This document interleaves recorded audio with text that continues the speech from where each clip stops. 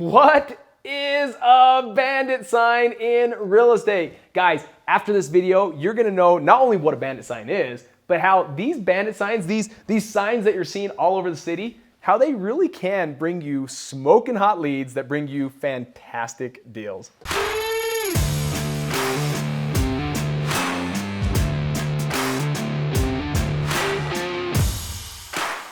Now guys, are you looking to get into real estate, specifically wholesaling real estate? Now for those of you that are subscribed to my channel, you know I talk a lot about this, but ultimately get into wholesaling real estate and do it with as little money as possible. Today I'm gonna be talking about all things bandit signs and how these babies can bring you smoking hot leads, but more importantly, how you can do your first deal in as little as 30 days.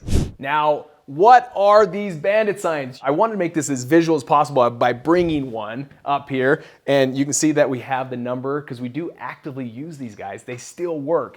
But what are these things that you're seeing all over the place? Bandit signs are just simply signs that have a simple message. We buy houses, and then a phone number. And they're placed all over the place. You'll see them throughout the city, throughout your county. You're gonna see them at the ends of intersections. And we're gonna be talking about a little bit more about where to place these. But ultimately, this is a marketing message that lets people know you buy homes and ultimately has a phone number that they can reach out in case they wanna sell.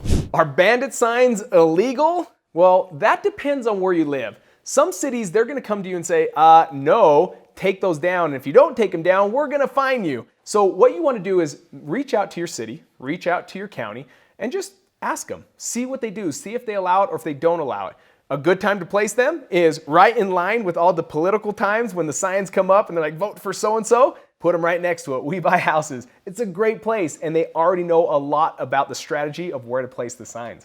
Why do people use bandit signs? Why do they use them with their marketing channel? Well, here's for first and starters, is not one this big. This sign that you're looking at, you're paying about $2.25 per sign. You can get that from a site called dirtcheapsigns.com. That's where we get all of our signs. You have the choice of getting like that metal stakes that you can do so you can put them in the ground. There's all the different options out there. So it can be at a maximum $2.25 a sign, or if you want to go on the cheap and on the skinny, you can head over to your local dollar store and get the thick poster board. This is not thin, this is thick poster board. So the ones that are not bendable like paper, but the thicker poster board that your kids would use for like a fair or something at the school. And what you can do is you can use the whole entire board that's a little bit smaller than this for one message. Or what I did out of the gate was I would cut it in half, put this same message on it, and I would get 2 bandit signs for $1. What phone number should you place? So you see this is all taped out, right? Because I don't want you guys calling it like crazy, but what phone number should you place down there? It's crucial that you don't put your own phone number, like your cell phone number. You don't want people just calling you on your cell phone number, and you don't want the cities calling you on your cell phone number. So what you do is we use a company called CallRail. CallRail is just a company that allows you to purchase phone numbers so that when people call that number, it pings out to your cell phone and you can answer it live of individuals that want to sell their home.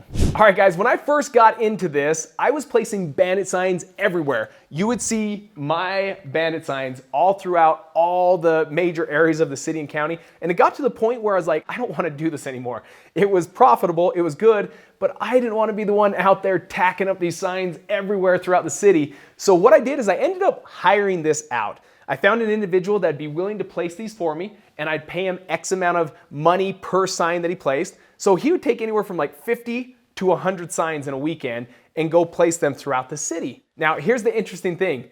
I get a phone call one day and I'm answering it because they called the number and they said, hey, do you buy homes? I said, we do. And he's like, do you put out like bandit signs, these signs all across there? And I'm like, we do. Yeah, you're looking at one? He's like, not only am I looking at one, I'm looking at 100 of them.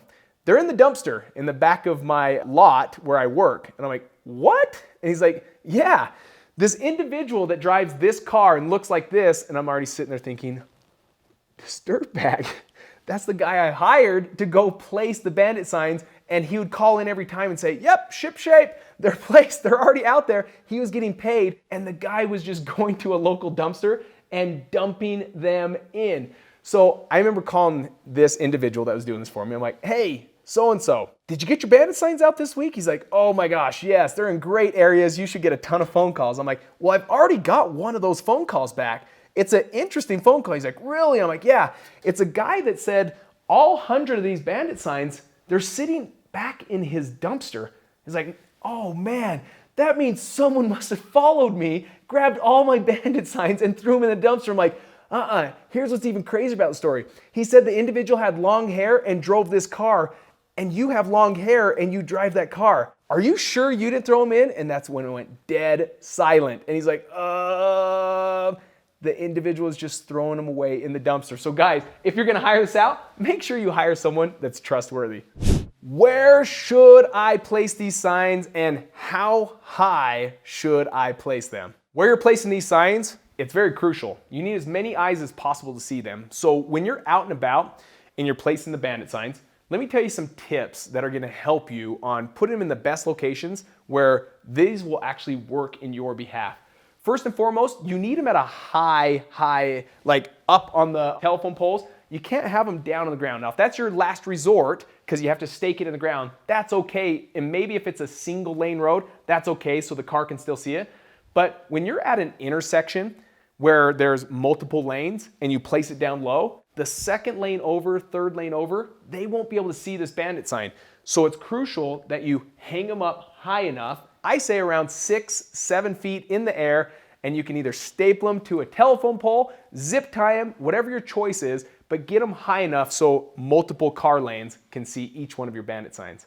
So where do you place these bandit signs? Again, very, very crucial. You're not gonna place them where cars are going by like 50 miles an hour. You're not gonna put them on a freeway where cars like zoom, zoom, and they couldn't even read your message. They can't write your phone number down that fast. You gotta place them in places that are strategic, where people have to come to a complete stop. You want it to be like a four-way intersection where it's a four-way stop, people come to a stop. I've had it where I put it on every corner, so it doesn't matter which way you're going in that intersection, they're gonna see this big old sign. Also, I like it at stop lights. So anytime there's a lot of traffic, any big like intersections where a lot of traffic's going by all throughout the week, all throughout the weekend, you're gonna wanna place them. Again, place them high because there's multiple lanes, but you want them in high traffic areas where there's a ton of movement and where people physically have to come to a stop.